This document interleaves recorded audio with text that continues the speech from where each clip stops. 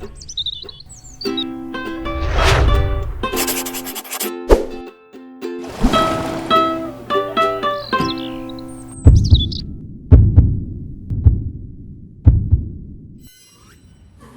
noite a todos. Hoje, exatamente 6 de março de 2024, e estamos nós reunidos para estudarmos a obra. Voltei! Nossa, olha, eu volto mesmo desse jeito. O nosso querido amigo Paulo Renato irá fazer a nossa prece de gratidão. E depois a nossa querida Cecília irá recapitular o nosso último estudo. Vamos lá?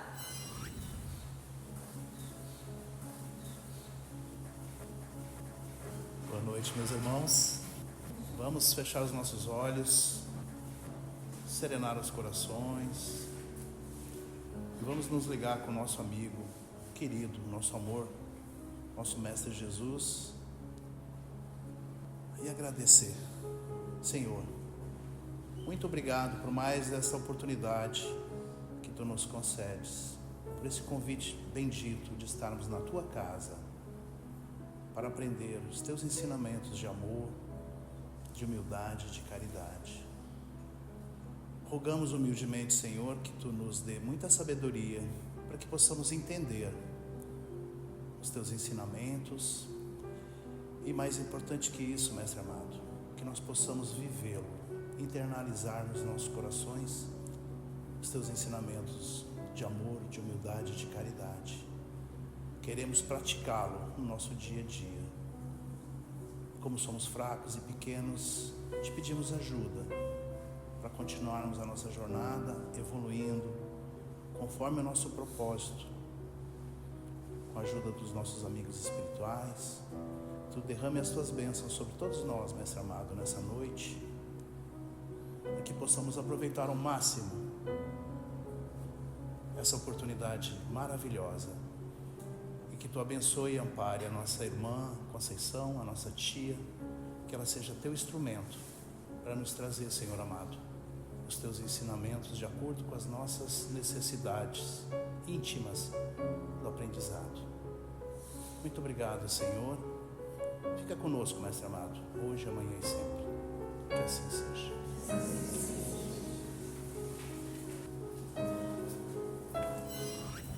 Boa noite.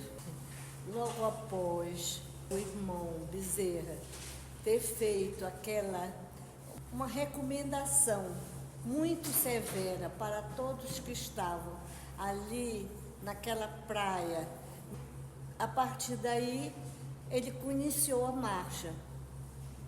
Quando eles estavam caminhando, Jacó permaneceu amparado por Marta e por Andrade. Os demais eram amparados por amigos, até um momento em que eles podiam perceber a ajuda da espiritualidade, aí eles iam caminhando como podiam. Na medida que eles estavam caminhando, Jacó observou que eles estavam muito leves, caminhando acima das coisas. Ele viu que eles estavam assim levitando e ficou observando. E aí ele sentiu que esse processo de levitação iniciou depois que Bezerra fez uma prece profunda, sincera. E a partir daí, todos começaram nesse processo de volitação. Bezerra continuou à frente, comandando toda aquela equipe e emitindo pensamentos vigorosos de paz, de coragem, pedindo ajuda bastante para todos aqueles que estavam fazendo aquela caminhada. Mas Jacó observou também que no momento que eles iniciaram a caminhada, eles viam a cidade embaixo, os jardins, as árvores, e logo depois essas coisas foram desaparecendo e uma espessa nuvem, uma uma sombra muito pesada passou a envolver toda a crosta. Ele ficou abismado, por que aquilo estava acontecendo? Andrade explicou, isso se deve às emanações emitidas pelos irmãos encarnados que ainda estão naquele ciclo inferior e que só conseguem fazer emanações desagradáveis, emanações prejudiciais à própria cruz. Muito obrigada, querida. Então vamos lá, retomando esse retorno do nosso irmão Jacó e os demais irmãos para uma colônia espiritual. Todos já estão desencarnados, mas estão nesse translado, vamos dizer assim, né? Nesse retorno para uma colônia. Indaguei do irmão Andrade, diz o nosso Jacó, sobre a origem do fenômeno, afirmando ele que a esfera carnal, justamente essa nuvem negra escurecida, essa dificuldade de enxergar, porque quando você está no avião, você olha pela janela, você vê todo mundo lá embaixo, né? Os prédios, né? Você vê tudo. E o Jacó já tinha viajado de avião, então ele tinha essa noção. Então, uma vez que ele foi percebendo que eles estavam volitando, e ele foi percebendo o chão, ele chegou a descrever algum espaço, mas à medida que foi subindo, ele foi perdendo o contato visual totalmente com o mundo físico, com o mundo material. Ele não conseguia mais ver, e ele percebeu que era essa nuvem que envolvia. Olha só.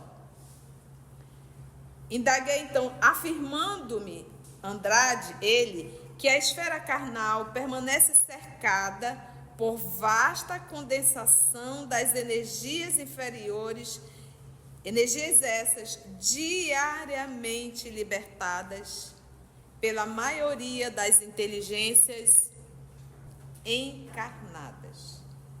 Assim como a aranha vive enrolada na própria teia, e que, de mais alto, com a visão de que já dispunha, poderia ver o material escuro a rodear a moradia dos homens. Então, do jeito que uma aranha vive enrolada na sua própria teia, nós, os encarnados, vivemos nesse emaranhado dessas energias densas. Então, aí você, uma vez com essa informação, o que essa informação serve para o meu cotidiano? Se você vai mergulhar, você vai com roupa preparada, não vai?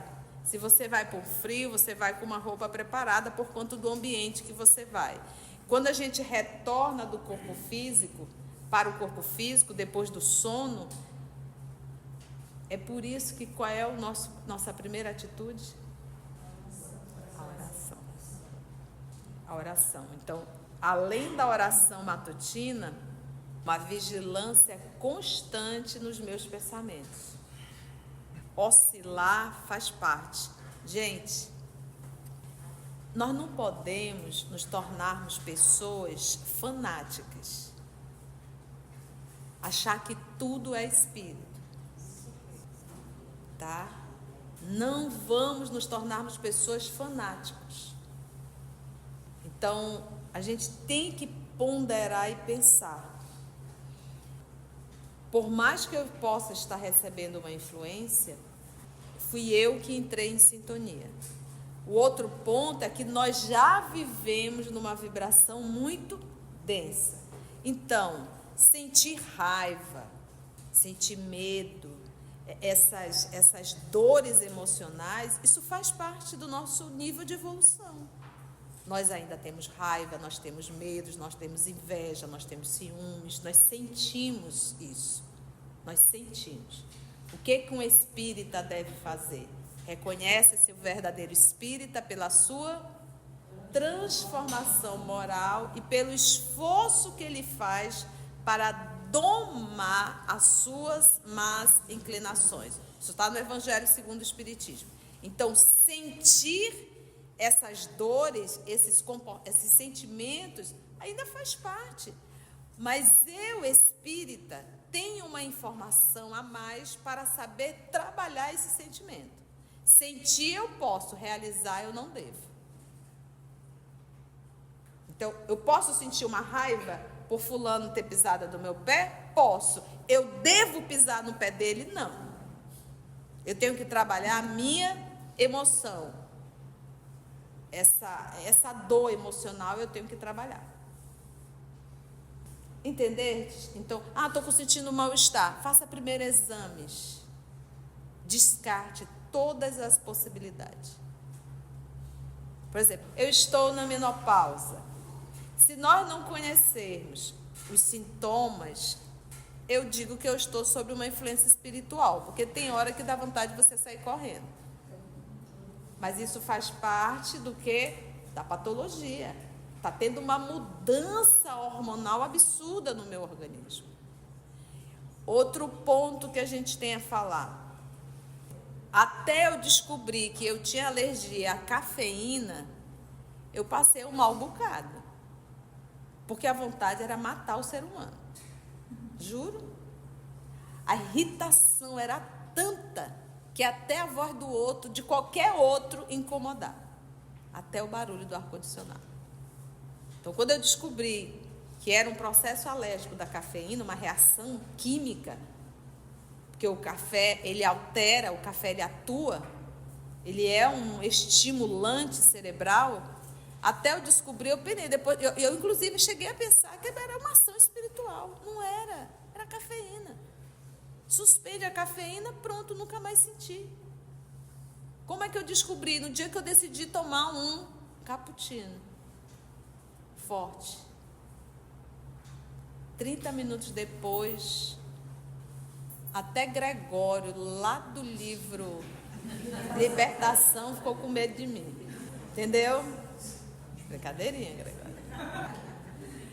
Entende isso? Então, primeiro a gente tem que entender. Agora, uma informação nós temos. Nós vivemos num planeta onde os nossos pensamentos, a responsabilidade é nossa, deixa essa vibração pesada. Por quê? Porque todo pensamento, por mais íntimo que seja, ele manipula o fluido universal.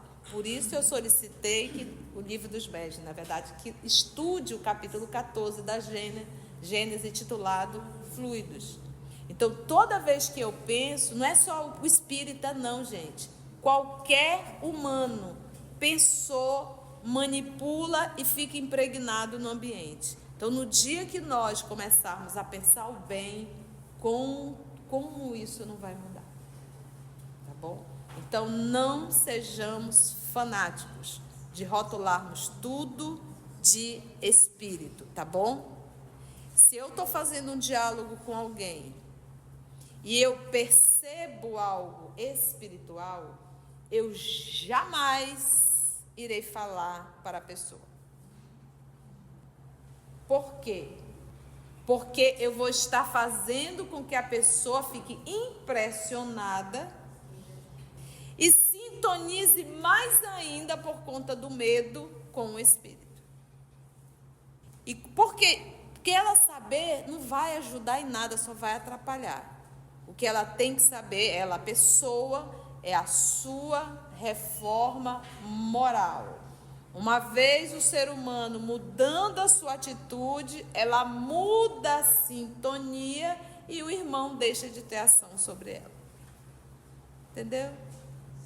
Então, que possamos sair desse mundo místico e entrarmos no mundo da razão e da lógica, né? Então, entendemos essa diversidade? Quando perguntei se aconteceria o mesmo, caso partíssemos durante o dia, informou. Ele disse, tá essa escuridão aí porque eles estão saindo à noite. E se fosse assim de dia, tipo assim, meio-dia lá em Manaus? Porque eles, parece que Manaus tem um sol só para ele, né? Só para Manaus. E se fosse de dia, teria essa dificuldade de enxergar? Vocês estão entendendo? Vamos ver. Ele diz, não. Qual acontece entre os homens, animais e árvores? Há também um movimento de respiração para o mundo. Durante o dia, O hemisfério iluminado absorve as energias positivas e fecundantes do Sol, que bombardeia pacificamente as criações da natureza e do homem, afeiçoando-as ao abençoado trabalho evolutivo. Isso aqui tem também nas obras de André Luiz. O Sol, a energia solar, e lembra-se que no Sol é aonde se encontra reunião de espíritos puros. Está lá no livro A Caminho da Luz, as reuniões. E a energia do Sol, dessa estrela espetacular, ela queima e destrói formas de pensamento. Por que que a noite é onde acontecem as maiores desgraças? Por que que no inverno, nos países, é onde acontece o maior número de suicídio? Por que que o sol nos traz uma alegria, uma vontade de viver, uma vontade de sair? O depressivo gosta do sol? O que que o depressivo quer? Entendeu? Porque o depressivo, ele está no processo auto-obsessivo, porque ele está se abandonando, e ele também passa a estar em sintonia com espíritos encarnados e desencarnados depressivos. Meus irmãos, ninguém está isolado em lugar nenhum. Todos nós temos teias e nós estamos interligados com outros encarnados e desencarnados. Essa nossa ligação, essa teia, ela está de comum acordo com quem eu sou, do que eu gosto, do que eu quero, os meus valores. E nós nos alimentamos, por exemplo, se eu carrego o desejo do bem, de fazer o bem, de querer estudar, de querer me melhorar, eu me interligo com quem? Com o mesmo. E nós vamos nos alimentando ali. Nós vamos nos alimentando, um dando força para outro psiquicamente. Eu estou ligada, eu estou nessa sintonia. Da mesma forma, se eu sou um dependente químico, eu também fico entrelaçado com os dependentes químicos. E nós, na condição de dependente, ficamos nos alimentando daquilo, dando ideia. Se eu passo a pensar no suicídio, também vou me ligar com pessoas que cometeram e pessoas que querem cometer como eu. E ali nós ficamos dando ideias um para o outro de como fazer o suicídio. Então, esse tipo de informação nos dá uma responsabilidade, um cuidado e uma atenção muito grande para o que pensamos. É por isso, gente, não dorme, atenta, porque isso sim, quando você vai embora, você vai escutando a voz da Conceição longe, você pode estar sobre uma ação obsessiva. Por isso que Jesus advertiu, nem por uma hora pudestes velar comigo. E o Espírito não precisa estar aqui, ele está lá fora, ele te hipnotiza.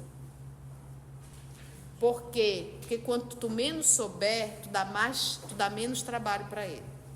Quanto mais tu souber, tu dá mais trabalho para ele. Então não deixa, até porque minha voz não hipnotiza ninguém. Eu tenho uma voz aguda, forte, né? Então a minha voz não hipnotiza ninguém. A pessoa dormir, e se fosse uma palestra pública, eu fico até calada, porque são pessoas, mas nós, trabalhadores, estudantes, não pode mais existir. A gente tem que estar, acabei de falar, eu tenho que vigiar o meu pensamento. Porque se eu venho para cá, eu apago, é melhor ficar em casa, porque não está aprendendo.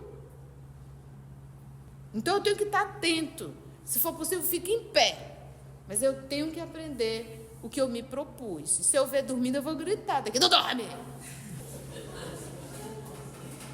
Tá bom? Vou rebolar o livro. Mas ainda assim, ainda assim a gente para e pensa, por mais que ele faça essa hipnose, em algum momento eu cedi à sugestão. Entendeu? Ele não tem como vir aqui e apaga, desliga, a não ser que nós estejamos no processo obsessivo de subjugação. Isso é uma obsessão simples, então há uma parceria. Vamos dar um soninho, a pessoa, legal, um soninho. E ela se entrega. Ela se entrega. Então, entendemos isso, que a luz solar, ela queima essas formas de pensamento, ela queima essa energia. Aí para pensar, ainda há pouco o que eu falei? Que parece que Manaus tem um sol só para ele. Vocês já perceberam a intensidade do sol de Manaus? Então eu paro e penso assim, se para o Brasil veio os espíritos perversos, para Manaus veio os perversos mesmo. Olha, o negócio aqui não é fácil não. Tem gente que diz assim, o povo que vem do sul e sudeste para Manaus vem casado, tadinho, bonitinho com seu marido. Daqui a pouco o marido largou, já pegou a amazonense. Tá vendo? O negócio aqui não é fácil, o povo não respeita. E eu me recordo, vocês têm uma bolsa chamada Louis Vuitton. É 30, 50, 70, 120 mil uma bolsa dessa. É muito caro. A original. E tem que entrar numa lista para te comprar. Loja só tem em São Paulo, que Manaus não tem. E eu conversando com uma colega, classe alta, uma conhecida. E ela disse que entrou na loja em São Paulo e ela estava com uma bolsa original. O vendedor olhando, ela se incomodou e ela olhou para esse, achas que é falsificada? Ele disse, não, eu sei que é original. De onde você é? Ela disse, de Manaus. Ele disse, Manaus roda muito dinheiro, né? Ela disse, por quê? É a nossa maior lista de pedidos. Quando ela me contou isso, eu disse, agora eu entendi porque que o sol é bem forte. Entendeste? Então, e é verdade, gente, tem um propósito. Não é brincadeira, tem um propósito para esse sol ser tão forte, porque as formas de pensamento nossas devem ser pior do que no sul ou no sudeste. Porque é necessário que isso seja o quê? Destruído. Como ele diz, para a natureza respirar. Por que na Segunda Guerra Mundial muitos espíritos foram trazidos, desencarnados? Porque tu imagina a quantidade de mortos na Segunda Guerra Mundial.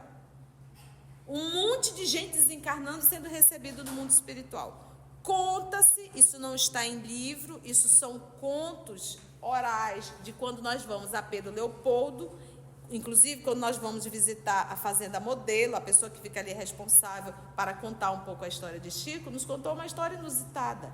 Que na época da guerra, da Segunda Guerra Mundial, Emmanuel, inclusive, teve que se afastar temporariamente de Chico, outro a substituiu, porque ele precisava ajudar a quantidade de pessoas que estavam desencarnando, porque tem que receber. Vocês estão vendo aqui um grupo maior de desencarnado para receber os encarnados? Só o senhor Jacó tem 3 acompanhando, 3 desencarnados acompanhando. Então, o próprio senhor Emmanuel teve que ir para lá. Conta-se que no horário do almoço, da folga, aí ela apontou um campo que tem lá na Fazenda Modelo, Chico ia para esse campo e via quem olhava, Chico se abaixava e levantava, andava e se abaixava e levantava. O que ele falou? Que ali, naquele local, estavam trazendo espíritos que também estavam desencarnando na Europa para serem acolhidos ali, porque a psicosfera, o mundo espiritual da Europa não comportava mais. E se eles permanecessem ali mesmo, na terra, ali na cidade, no local, porque o espírito pode permanecer, não pode? Eles não estão aqui. Só que a condição mental deles estava de tão enlouquecidos que eles poderiam fazer um mal muito maior com os encarnados. Psiquicamente, entendeu? Olha, um espírito suicida ao teu lado te dá mal-estar, imagina um espírito em estado de guerra. desencarnar, e a loucura dele nós percebemos, porque nós somos médios em um grau qualquer. E ali ele recolhia, atendia a cada coração nesse trabalho de acolher os espíritos, para que não ficasse mais denso ainda a Europa, a psicosfera, entendeu? Vocês entenderam isso?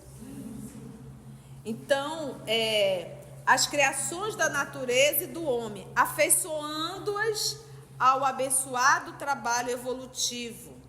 Mas, à noite, o hemisfério sombrio, magnetizado pelo influxo absorvente da Lua, expele as vibrações psíquicas retidas no trabalho diurno, envolvendo principalmente os círculos de manifestação da atividade humana. O quadro de emissão dessa substância é, portanto, diferente sobre a cidade, sobre o campo ou sobre o mar. Então, tu achas que essa substância, essa atmosfera de uma cidade é igualzinha no campo? Por que é diferente? Por causa da forma pensamento. Por que a gente sente um bem-estar tão grande em um campo, em um sítio distante? A gente não sente? Por que a gente sente essa necessidade de sair da cidade grande? Nos polos do planeta, lá em Riba, né? Nos polos do planeta permanece o gelo, simbolizando a negação desse movimento. Porque lá nos polos tem gente, concentração de gente, pensamento, não tem. Então lá não tem nem sol. Então, nos polos do planeta permanece o gelo, simbolizando a negação desse movimento magnetizado, volta lá em cima, pelo influxo absorvente da Lua, expele as vibrações psíquicas retidas no trabalho diurno. Então, lá não tem. Mais tarde, observará você que as mesmas leis que controlam o fluxo e o refluxo do oceano influenciam igualmente o psiquismo das criaturas. Tá para ti? Então, nós também fazemos parte da natureza. Nós também recebemos as influências da natureza. Recordei as páginas de André Luiz, narrando a vida além túmulo, e tentei alongar a curiosidade sadia que chegava a vencer minhas impressões de abatimento. Mas o delicado amigo aconselhou-me silêncio e oração. E que silêncio é esse? Vocês já prestaram atenção quantas vezes os espíritos dizem silêncio? E a gente sabe que é silêncio mental. Vai ser fácil o terrícola de hoje, no mundo espiritual, fazer silêncio mental? Então, mediante essa nossa resposta, o que isso quer dizer? Quando eu identifico uma deficiência, é para ela ser o quê? Tratada.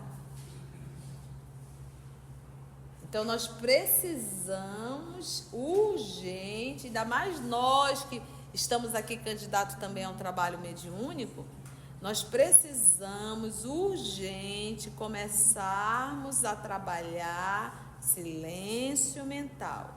Tia, é impossível ficar sem pensar. Claro, silêncio mental é não construir, não elaborar um pensamento.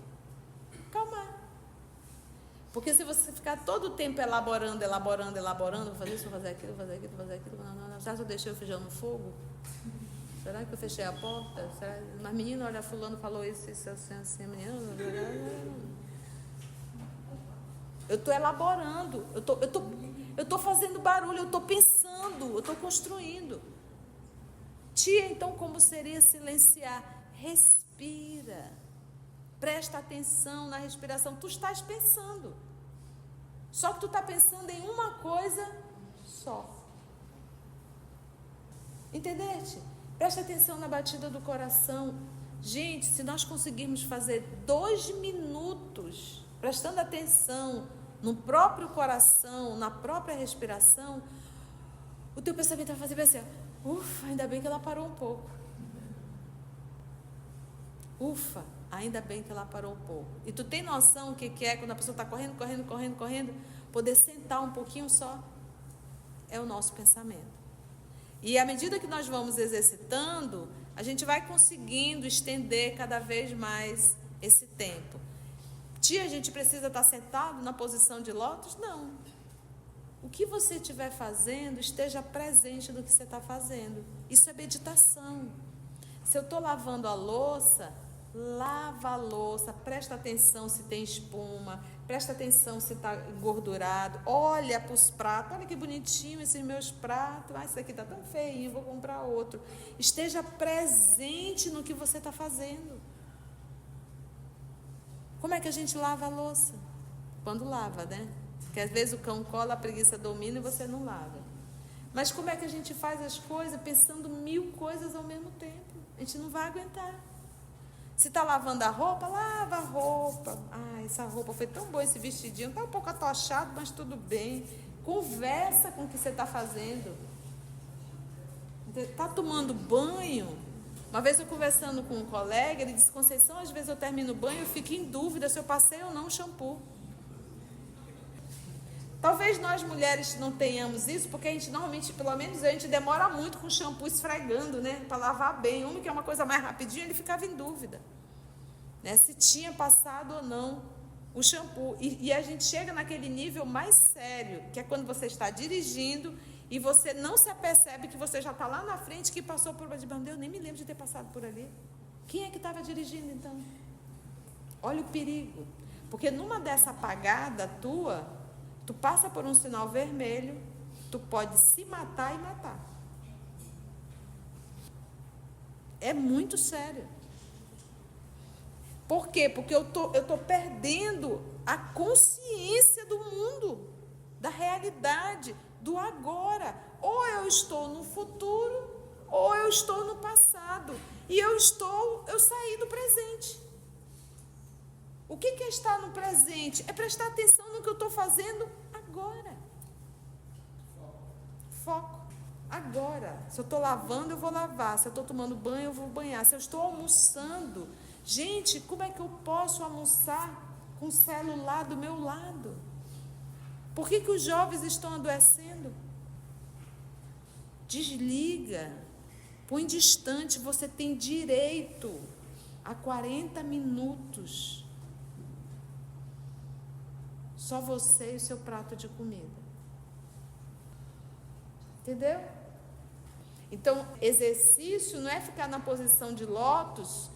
Eu tenho que ficar aqui, coloco uma música, coloco o tapetezinho, coloco o incenso, acende uma velhinha. Não, isso tudo é piti. Eu tenho que entender que exercício, ele é diário, ele é constante, é um convite para eu estar presente naquilo que eu estou fazendo. Para finalizar só, afaste da expectativa inquietante naquela hora difícil de nosso retorno à vida espiritual. E o que ele pediu? Mas o delicado amigo aconselhou-me silêncio e oração. Então, ao invés de eu estar pensando na obra lá do André Luiz, que ele disse, meu Deus, a obra do André Luiz que eu li, não. A oração é um silêncio. Por isso que tem um dito assim, a prece é um silêncio. A oração, a prece é um silêncio. Por quê? Porque tu estás pensando em uma coisa só. Então, nesse momento, ele aqui, imagina levar o pensamento, Senhor, desencarnei, estou no mundo espiritual, está difícil, né? Mas graças a Deus, graças ao Senhor, Dr. Bezerra está aqui, então nos dê orar pelos outros. Isso é silêncio. Então lembra disso, barulho é construção de pensamento, um monte, numa velocidade. Isso tem nos adoecido muito. Foi bom, gente? Alguma pergunta? O silêncio é uma prece?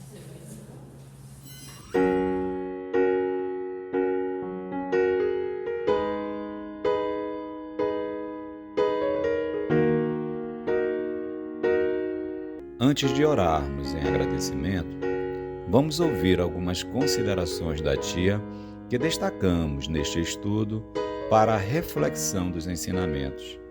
Vamos aos destaques da tia?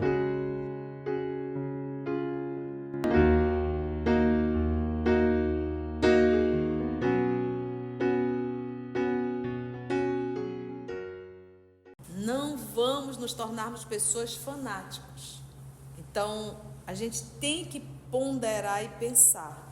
Por mais que eu possa estar recebendo uma influência, fui eu que entrei em sintonia. O outro ponto é que nós já vivemos numa vibração muito densa. Então, sentir raiva, sentir medo, essas dores emocionais, isso faz parte do nosso nível de evolução. Nós ainda temos raiva, nós temos medos, nós temos inveja, nós temos ciúmes, nós sentimos isso. Nós sentimos. O que um espírita deve fazer? Reconhece-se o verdadeiro espírita pela sua transformação moral e pelo esforço que ele faz para domar as suas más inclinações. Sentir eu posso, realizar eu não devo. Então, eu posso sentir uma raiva por fulano ter pisado no meu pé? Posso. Eu devo pisar no pé dele? Não. Eu tenho que trabalhar a minha emoção. Essa dor emocional eu tenho que trabalhar. Meus irmãos, ninguém está isolado em lugar nenhum. Todos nós temos teias e nós estamos interligados com outros, encarnados e desencarnados. Então, esse tipo de informação nos dá uma responsabilidade, um cuidado e uma atenção muito grande para o que pensamos. É por isso, gente, não dorme, atenta, porque isso sim, quando eu identifico uma deficiência, é para ela ser o quê? Tratada. Nós precisamos urgente começarmos a trabalhar silêncio mental. Tia, é impossível ficar sem pensar. Claro, silêncio mental é não construir, não elaborar um pensamento. O que você estiver fazendo, esteja presente no que você está fazendo. Isso é meditação.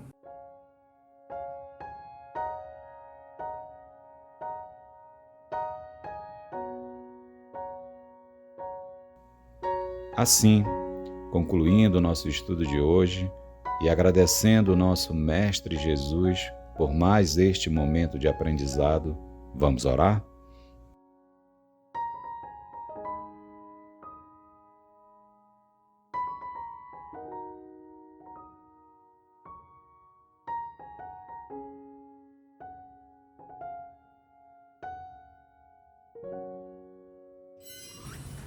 Então, assim, agradecemos a Deus, nosso Pai, agradecemos ao nosso Senhor Jesus, o amor de nossa vida, aos amigos espirituais aqui presentes.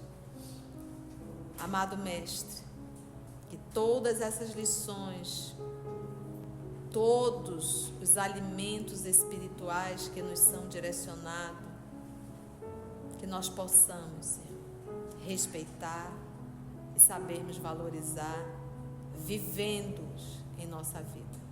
Obrigada, amor amado, que assim seja.